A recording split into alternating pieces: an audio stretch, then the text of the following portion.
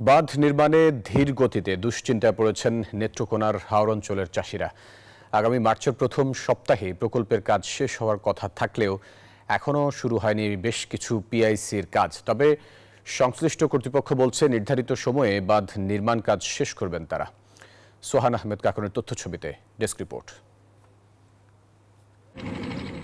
মদন মোহনগঞ্জ, খালিয়াজুড়ি, কলমাকান্দা, আটপাড়া, বারোহাট্টার আংশিক এলাকা নিয়ে নেত্রকোনার হাওড় অঞ্চল। প্রতি বছর এইসব হাওরে আগাম বন্যায় একমাত্র ফসল হারানোর শঙ্কায় থাকতে হয় কৃষকের। এরই মধ্যে হাওড় অঞ্চলের অনেক এলাকায় বোরো আবাদ শেষে পরিচর্যায় ব্যস্ত চাষিরা।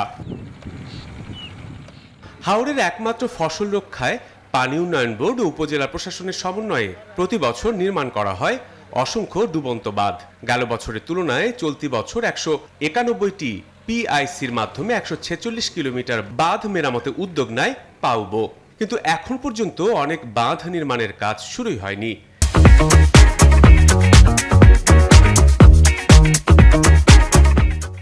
এতে দুশ্চিন্তায় হাওড় অঞ্চলের চাষিরা।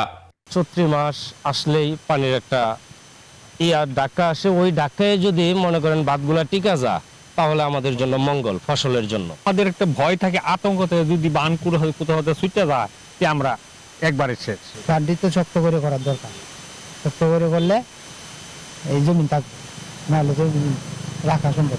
এবারটাই যদি না ঠিক হয় তাহলে তো আমাদের হাওড় অঞ্চল আর সবসময় পানির তো একটা জোর প্রভাব থাকেই। পরিবর্তিত পরিস্থিতিতে কাজ পেছালেও সময় মতোই কাজ শেষ হবে বলে দাবি সংশ্লিষ্টদের।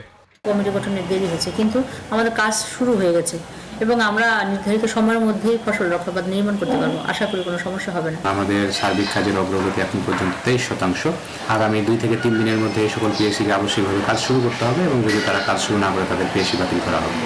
আগামী মার্চের প্রথম সপ্তাহে শেষ হওয়ার কথা রয়েছে প্রায় 31 কোটি টাকা ব্যয়ে 146 কিলোমিটার বাঁধ নির্মাণ কাজ। Desk report, news 24।